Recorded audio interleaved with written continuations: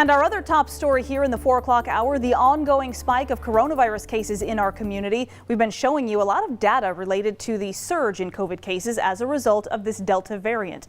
Case numbers are up, hospitalizations are setting records, and deaths are always concerning. But what about vaccines? Are we also seeing a surge in people who are getting that shot? KREM 2's Casey Decker is joining us now with a new look at those latest numbers. Casey?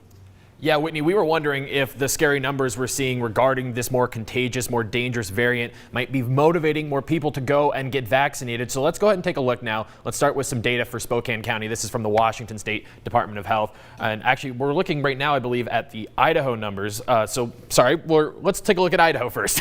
This is the state of Idaho, their vaccine doses over time. And you can see right when everyone started becoming eligible, of course, is when most of the doses were handed out. And then after that, it kind of just went down and plateaued out, and there were almost no doses being given out very regularly in Idaho in the month of June and July. But then we can see here we are starting to see a bit of an uptick in the number of vaccine doses given out in the state of Idaho, and we could probably guess that that has something to do with what we were just talking about with these scary numbers. People are being reminded every single day they need to go out and get that vaccine in order to protect themselves from this more dangerous virus. Now, you might also be wondering what effect full FDA approval of the Pfizer shot might have had on rates, and it's really probably too soon to tell. The Pfizer shot was fully approved on August 23rd, and as we just saw in that graph there, we're just still starting to get some of that data from the last couple of weeks. So too early to tell yet, and we saw that the spike or the increase happened a little while before that as well. And now we're actually taking a look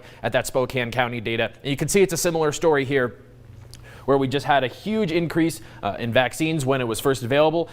They continued being pretty popular through May, and then in the summer it just kind of leveled off there, not as many people getting the shot.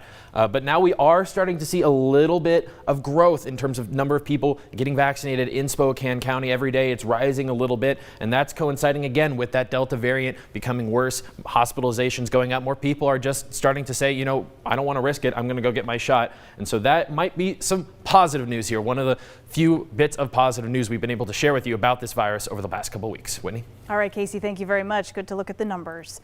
We want to turn now to the nation's COVID crisis as we talk about it on a U.S. perspective and the growing number of children who are getting sick. So kids have made up about 15% of documented COVID cases in the U.S.